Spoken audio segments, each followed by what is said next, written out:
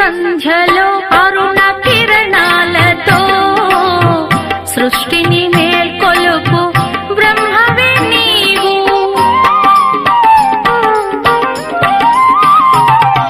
తొలి సంధ్యలో అరుణ కిరణాలతో సృష్టిని మేల్కొలుపు బ్రహ్మవే నీవు. మధ్యం దినమున దినకర నీవు పరమ